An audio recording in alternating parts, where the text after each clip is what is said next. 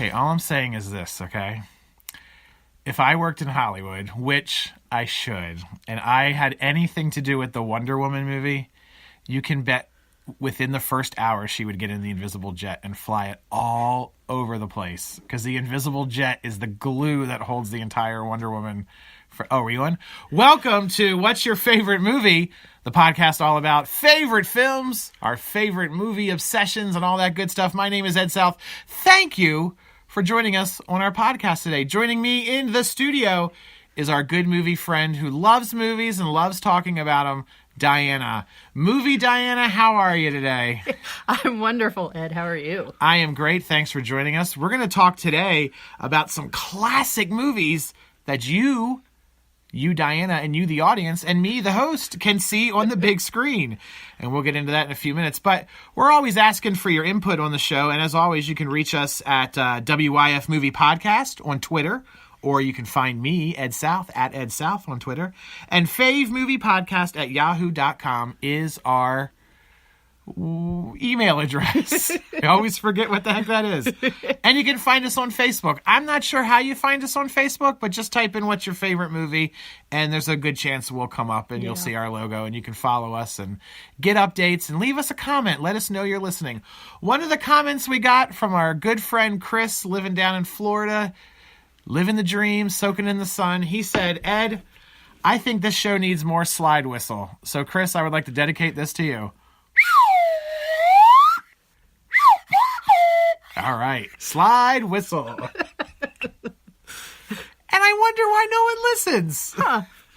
We're going to talk about TCM Big Screen Classics. Diana, do you know what TCM stands for?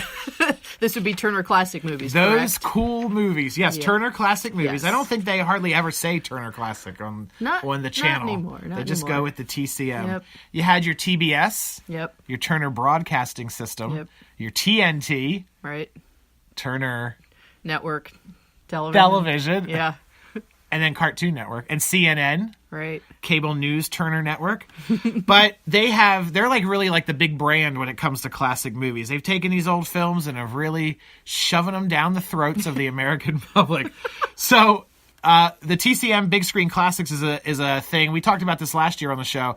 It is a film series that shows all over the country. So no matter where you're listening to, you can go see these in a theater within an hour's drive of your house. That's about how far I have to go to see one.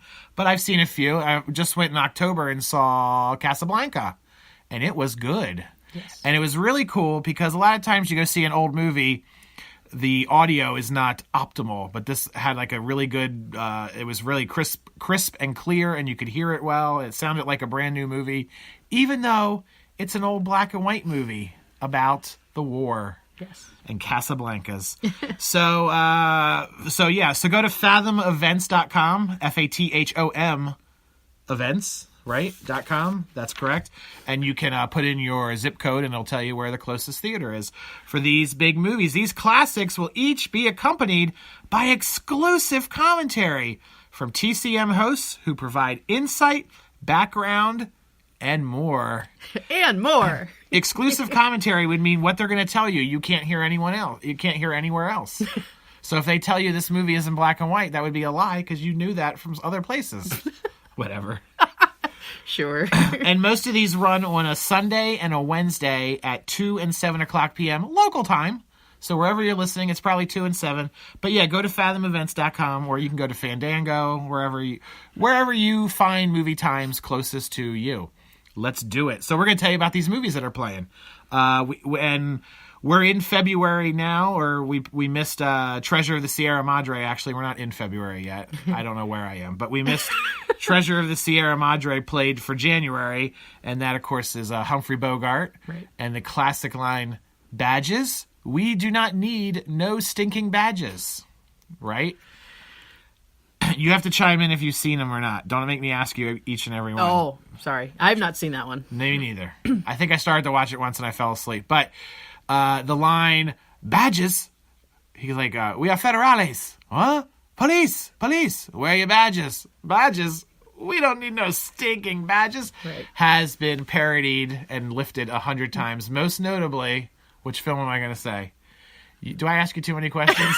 It is an interview show. But UHF, when Raoul's Wild Kingdom gets their shipment of badgers, he says, "Badgers? We don't need..." All right. Yeah, okay. So here we go. February 18th and 21st, 1940s, The Philadelphia Story. This is a good classic that a lot of people have not seen. And surprisingly, I haven't seen it since I just called it good. But yeah, I'm ashamed to admit I've never seen this either. this one's fallen through the cracks. I think I've taped it off TV a bunch of times and never got around to it before it got knocked off the DVR. But it is Cary Grant, who I love, and Jimmy Stewart, who I love, and Katharine Hepburn, who I'm not overly familiar with, except Martin Short's impression that I'm going to resist trying to do a Katharine Hepburn impression. Don't. But and this is also a little hard to follow because everything that happens in this is like so outdated about the society pages. Right. It's like about a reporter coming and things are scandalous that like 8-year-olds do now or whatever. It's a little hard to follow. I did see High Society, which is a remake of Philadelphia Story as a musical, and I didn't understand it upsides or downsides. So whatever. So, but I would love to see The Philadelphia Story, February 18th and 21st. You're ashamed to have said you have not seen it. That is your first shame. Let's keep track of all. We should keep track of all our shames on this episode. I think that's the only one that I feel really bad that I've just never seen this movie. March 18th and 21st, Vertigo. That right there, folks, is a good movie. Very good movie. And my son and I were discussing about how some of these are, since we live an hour away, some of them just aren't worth necessarily the hassle to go, 2 hours of driving, and plus the ticket prices are a little inflated. Vertigo is one that is worth an effort to go see in the theater, to see it on the big screen. Yeah, I agree. Good film. I've seen it actually twice in the theater. Once in VistaVision, which is the larger format than we use today, like a huge widescreen. And I went to go see it a second time on a 70 millimeter print, and they actually came out and apologized that the 70 millimeter print had been damaged, and they only had a 35 millimeter print, which now you're lucky if now they just put a DVD in, Right. But to come out and apologize, we don't have a 70 millimeter, just a 35 millimeter. I was like, those are my peeps right there. So Vertigo is a Hitchcock film with Jimmy Stewart and Kim Novak. Kim Novak's still alive. Is she? Not doing anything, but probably sexually violated by Alfred Hitchcock, apparently, according to all the articles. Yeah. Who knows? And I shouldn't laugh about it because it's not funny. But anyway, so this is 1958, the 60th anniversary screening. I don't remember what it's about. It's just about crimes. And It's hard to explain what it's about. It's a Hitchcock film. If somebody's accused of a crime they didn't commit, and Jimmy Stewart's afraid of heights, and it's got good music, and Alfred Hitchcock's in one scene in the background. That's pretty much all you need to know, right? Sums it up right there. Vertigo, March 18th and 21st. Definitely worth checking out. April 8th and 11th. Come on, TCM. Grease. I mean, it's, kind of a fun-ish movie, but that's one of those ones that I don't think you need to put in the effort to go see that on the big screen. Well, if you've never seen it before, maybe. I don't know. Maybe my feeling about it is just colored by the fact that I really dislike John Travolta. Hey. I find him creepy, and... But isn't your distaste for John Travolta offset by your love of Olivia Newton-John? Or is that me? That's you. I'm obsessed with Olivia Newton-John. Am I the one that saw her in concert? Yes. Let me tell you something. Olivia Newton-John, Xanadu, one of my favorite movies of all time. And when I saw her in concert just a few years ago, in the 2010s, I think it was like 2013, I think, I did not expect her to sing Xanadu live. And that literally was like, oh my God, she's singing Xanadu right in front of me. So you can just die happy right yes. now. Yeah. Put on my roller skates and skate into a painting. I'm happy. That's a reference to Xanadu. But I think Grease is a good one to, if you want to introduce your kids to some slightly older films, if 1978 constitutes an older film. But Yeah, I mean, it's, yeah, right. It's an okay, family film. Again, I'm just not sure that it's really worth, putting in the effort to see that on the big screen. I think you can easily watch that at home and you're Did good. you do Grease in high school? They did Grease at Yes. our high school, right? Yes. And the famous thing is they changed the line, P wagon, right? What? There's a song where it's Grease Lightning, where he says something about the car is a real P dash dash dash dash wagon, and we had to change it, or they had to change it because I didn't do it. They changed it to Dragon Wagon. I don't recall. Is this not translating at all? Never mind. I know what you're talking about, but I don't recall. Well, it happened. Yeah, okay. It sounds like something that would happen in a Catholic school. It does. Doesn't it? All right, so April 8th and 11th, get your leather jacket on and your poodle skirt for Grease. And go see Olivia Newton-John. What a delight. May 13th and 16th, Sunset Boulevard from 1950. Tell us about Sunset Boulevard, Diana. That's another one I've never seen. I feel like I should see it, but... Is this the film with the classic line, "Oh, it's going to be a bumpy ride"? No, that's all about Eve. All about Eve. I love that movie. But I've never seen Sunset Boulevard, though. We collectively suck. That's our second shame. I believe Sunset Boulevard is streaming on Netflix right now. It's directed by Billy Wilder, who everything I've ever seen by Billy Wilder is phenomenal. Double Indemnity, Some Like It Hot, the Billy Wilder Story, I don't know, whatever. I think he directed Hamburger the Motion Picture, maybe. Anyway, so 1950s, Sunset Boulevard, and that is May 13th through 16th with William Holden. Was he in Laura that we watched over the summer? Yes. Oh, good call. Yes. William Holden, not Laura Holden. And I put Gloria Swanson. Right. Of the Swanson TV dinner fame, maybe? No? Who knows? All right, that's a classic. That's a slight deep cut. You think? Well, more so than Grease. Yeah. Yeah. June 3rd and 6th from 1967, the 50th anniversary screening of The Producers. This was written and directed by Mel Brooks. It was remade within the last 10 years with Was it that recently? last 12 years? I don't remember. Who was in the remake? Matthew Broderick, Will Ferrell, a bunch of people who are not as talented as Mel Brooks. And this stars Zero Mostel and Gene Wilder. And it is about two producers who produce things, who produce a play, and they come up with a scheme. If they produce the worst play in history, they'll actually make money from it closing and getting like insurance or tax write-off or something like that. So they produce a play called, do you know? No. Springtime for Hitler. Oh, right, of course. Featuring the classic song, Springtime for Hitler. Right. When I was a kid, I bought a Mel Brooks record at a yard sale, and it had Springtime for Hitler on it, not knowing what that was. And I grew up listening to Springtime for Hitler. So that should tell you a little bit about my sense of humor. I have never seen it, so that's kind of on our radar. That might be one worth going to see. My son wants to see that. So the 50th anniversary screening, that should be cool. And then they do like the little intro, so they'll probably give you a lot of cool info about The Producers and Springtime for Hitler. July 15th and 18th, Big. We all know about Big. Yep. It's really weird that a film would be included in a list with like Jimmy Stewart movies and Hitchcock films, something that I remember when this came out in the theater. Right, yeah. You saw it in the theater? Yep. And now it's celebrating its 30th anniversary. So what that means is we are old. Yes. It means we are old people who watch old movies and talk about them on a podcast. Big Tom Hanks is in this. He went on to some things. Some things, yes.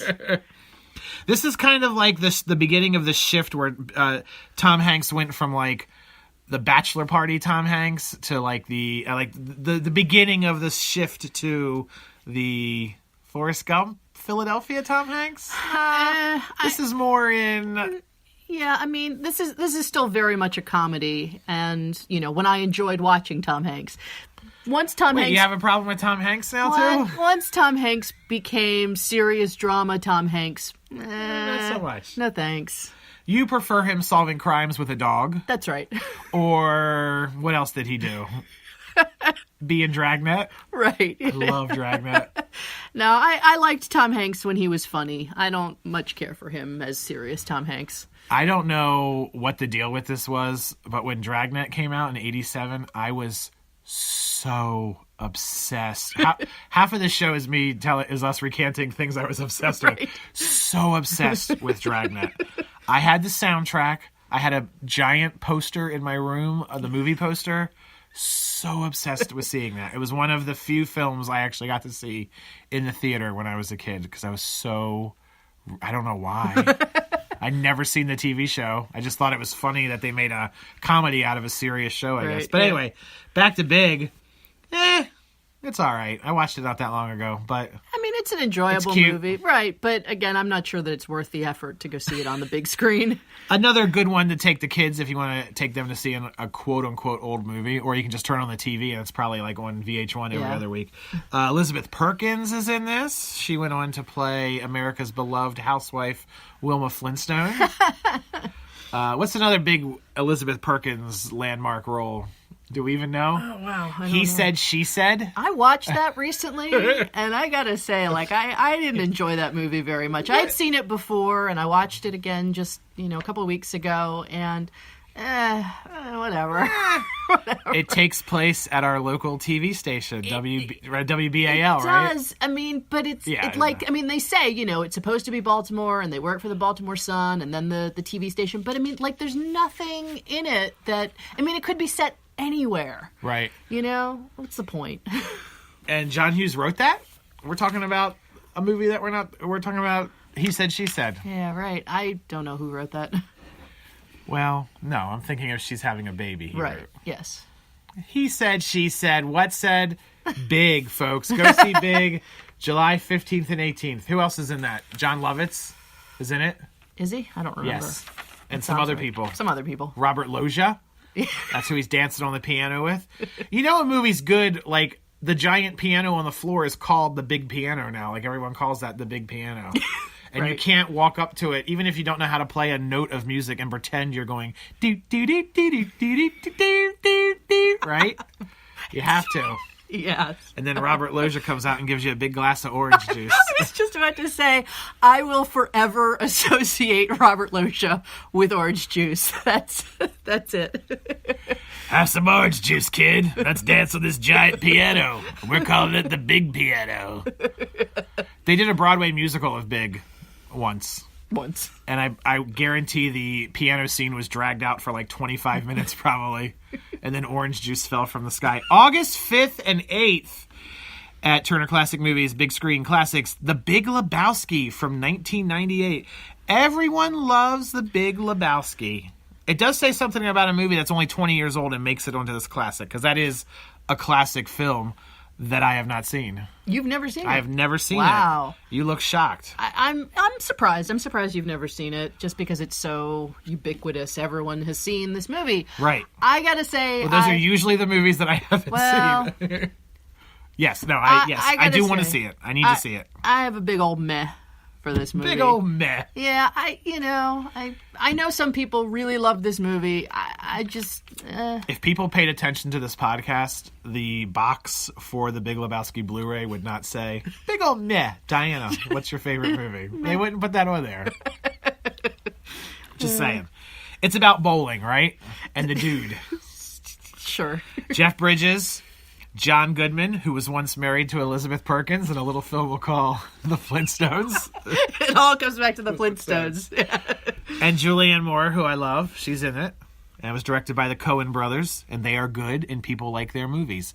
They could literally put a movie out just called a Coen brothers film, and it would finish in the top 3 for the weekend, and people would love it. Yep. And it could just be the two of them, like, sitting there sorting credit card receipts. And George Clooney stops by, and something like some bluegrass music, and it would gross a lot of money. Yeah. I mean, some of their movies I really like, others not so much. This is kind of in the not so much. Some of their movies you like. Some of them you don't like. Oh, it was backwards. Just trying. All right. I hope you're happy, Chris. I hope you're happy. We hope you're happy. And if you like slide whistles, then you might like August 25th and 29th, South Pacific? Because I imagine there's a slide whistle somewhere in a song somewhere. There might be. Which Pacific? It's the South. Put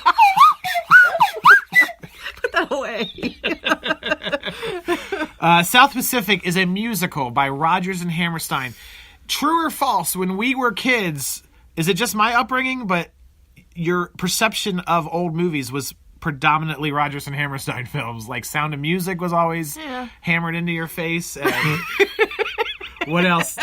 My Fair Lady was a big one. Right. South Pacific was not a big one, but it is a film. I would like to go see it because I like musicals. And these old Rodgers and Hammerstein films generally have a running time of like 6.5 hours. Right. With a 2-hour intermission and whatever. But South Pacific doesn't have any big, huge name stars in it. Ray Walston is in it, who was in the Flintstones. No, just kidding. He was my favorite Martian, actually. Yes. He was my favorite Martian. Yes. So this is a big, fancy, lavish musical. Again, totally appropriate for kids to see. Is it? Why? Go ahead. Well, I mean, okay. So I've never seen the movie. The movie proper. Right. I've seen the stage production. There's some fairly dated stuff in there and some, there's some racist stuff. And I don't know. I'm not sure that I would be, super excited to bring my kids to see it. True. Although there is something to be said about showing when it's innocuous, when it's not as it's important to let kids know that was our behavior at a certain point. Sure. I mean, kids that are old enough that you can have that discussion with. Absolutely. But yeah, there's some problematic things. August 25th and 29th, South Pacific. I don't know why they're doing 2 in August, but they are. And those are the 2, Big Lebowski and South Pacific.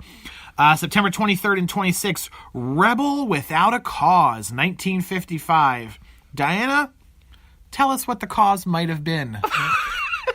There was no cause, Ed. There was no cause. Have you ever seen it? Yeah. Oh, yeah. I've seen this. Tell me what it's about. You haven't seen it? Tell me what it's about. So it's about... All I know is one thing. What? Mr. Magoo's in it.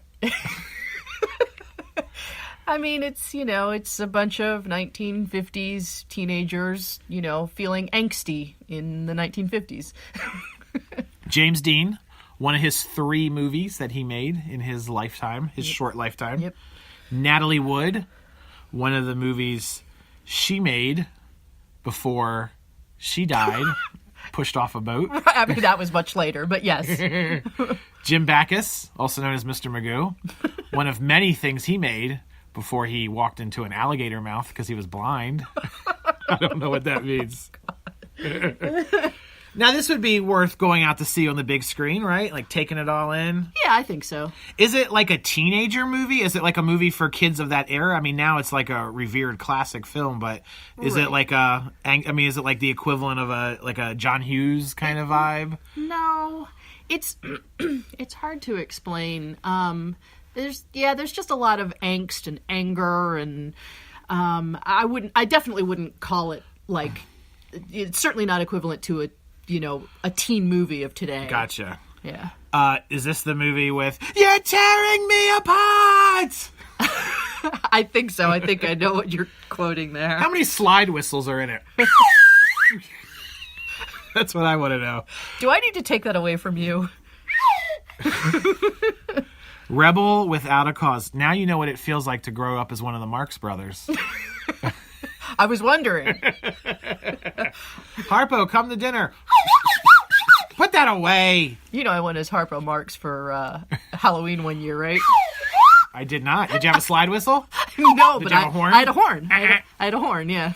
I showed my kids Duck Soup from the Marx Brothers the other night, and they laughed intermittently and whatever, but they got to the part where they got to a part. Have you seen Duck Soup? I've never seen it. But you went as Harpo Marx. I went as Harpo Marx. They get into a sidecar, and he's like, "Follow that car," and the motorcycle takes off and leaves the sidecar there. Something like that. My kids laughed so hard at that. It made me feel so good to like watch them laugh at something from like 1935 and like just belly laugh so hard at that. If you're dressed up like Harpo Marx for Halloween and you walk backwards, you're actually Oprah. Here we go with... All right, so Rebel Without a Cause, James Dean, the beautiful and talented Natalie Wood, and Jim Backus, 1955. You should go see it. We should do a podcast, like a crime podcast, where we talk about like Natalie Wood dying, but not like research it all and just what we know from hearsay, and just talk about Robert Wagner pushing her off a boat. That sounds awesome. Why haven't we done that already? I don't know. It's going to be called Slide Whistle Mysteries. October 14th and 17th. At your local theater, Mr. Smith Goes to Washington. This is a high-quality film of delightfulness, which I have yet to see. Exactly. It's been on my list of things I should see and have never seen. I've recorded it many times off of Turner Classic Movies or other channels that it may have been on, and it gets bumped off. I missed it for like slide whistle practice or watching the Flintstones. But this is Jimmy Stewart, and he's like a country bumpkin kind of thing, and he goes to Washington, and he's like, "My name's Mr. Smith." He goes to Congress or something, and does something. Goes to Congress and does some stuff, and it is from I always forget to write one of the dates down. From the early 40s. It's directed by Frank Capra, who did It's a Wonderful Life. Yes. And I think this was right before Jimmy Stewart went in the war, and then It's a Wonderful Life is right after the war. So not the complete bookends, but it's a good movie. You should go see it. That'd be kind of cool to see in the theater. Yeah. I think that would be take it all in. Yeah. Sit there and watch Jimmy Stewart. There's like 3 Jimmy Stewart movies on this list that they're doing. They should have done an all Jimmy Stewart year. Favorite Jimmy Stewart movie? Go. Oh, jeez. Don't do that to me. Is it the airplane one where he's in airport, or he's right? You've seen all the airports. I have seen all the airports. He's in one of them. I don't remember. He's in the one where the plane crashes underwater. Is he? Yeah, but he's not in the plane. He's like on TV. He's like the president of the. Okay. He filmed all his scenes in like one afternoon and got like $3 million or whatever. I love that one. Yeah, it's awesome. Airport 70, not 75. And not the last one is the Concorde. I can't remember.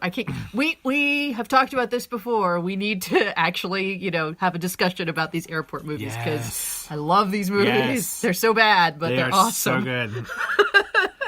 Mr. Smith Goes to Washington. Frank Capra, October 14th and 17th. November 11th and 14th. Another movie that I remember being in theaters. So do you listening. Die Hard. Why is it? That's kind of a cop-out, because they're only showing it because of the whole Christmas... Right. Is it a Christmas movie? But, you and I have mentioned Die Hard in... numerous occasions. No less than, 4 episodes. I don't know why this movie keeps coming up. And it's true. It's like the little movie that could on What's Your Favorite Movie. It's weird. We just keep mentioning it. I gotta say, it's an enjoyable movie. It's entertaining, but I don't know. This is another one that everyone seems to love, and I just feel kind of meh about. It's okay, I saw it a couple weeks ago. I watched it right before Christmas. We've gotten to the whole, is it a Christmas movie? Whatever, right. Blah, blah, blah. Well, I'm like, of course it's a Christmas movie, because first of all, you make it whatever you want. If you watch it every year, then it becomes a Christmas movie. But those Hallmark movies, all you could do is take out the Christmas tree and in the background, and they don't even have anything to do with Christmas 90% of the time, even though it's called like a Christmas kiss, a Christmas wish. Right. And so whatever, Die Hard has nothing to do with Christmas besides a Christmas party. Right. But really, it's not that Christmassy. There's very little Christmas music. Some of the score has hints of Christmas songs in it, which is kind of cool. But if it was made today, if Die Hard was made today, it would be called like Christmas Party Takeover. Right. It would have Christmas in the title, right. number one, because you can't do a Christmas movie without Christmas. It would be called like Die Hard at Christmas. It would have more Christmas decorations in the background, and it would have Christmas music, and that would be the only difference. Yep. But it's a tight action film, and if you want to celebrate the holidays a little differently, go see Die Hard, 1988 on November 11th and 14th. My son and I watched it. My son's 14. He's just getting into the R-rated stage of Hollywood. And it's a soft R, I would say. There's a couple of boobies in the beginning, but not... Yeah, it's not real offensive. No. Lots of F words. Yeah. One of the objections I have to this movie, and you already mentioned the score, it's so obnoxiously over the top, the score. I mean, it's just dun dun dun dun dun dun dun dun dun, and I mean, it just goes on and on. It's like it just beats you over the head, during the action sequences. And it's like, all right, enough.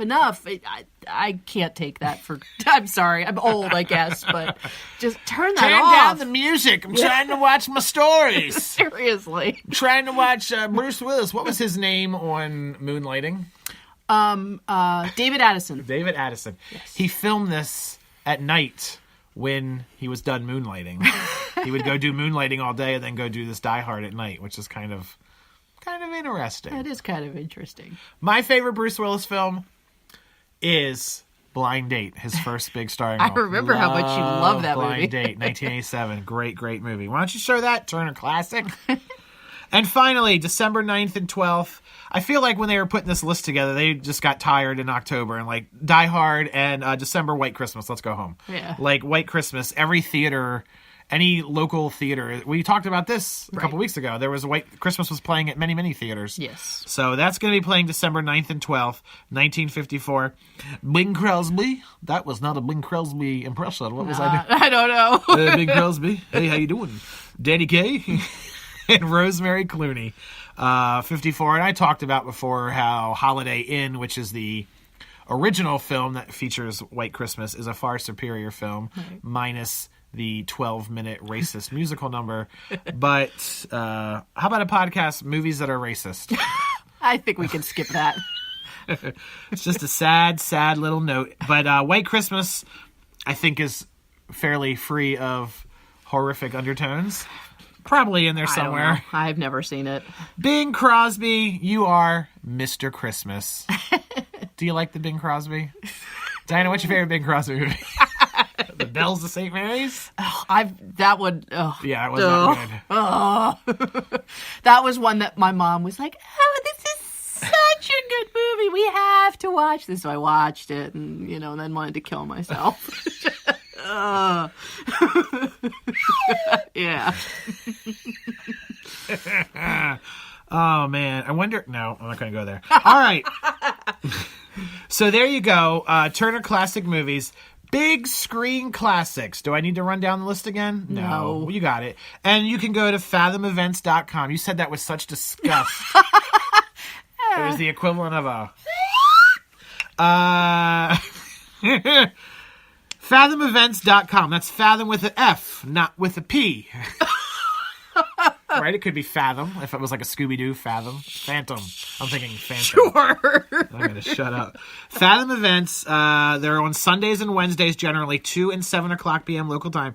These are digital projections, folks, by the way. They are not 35 or 70 millimeter film. Boo. But yeah, Boo.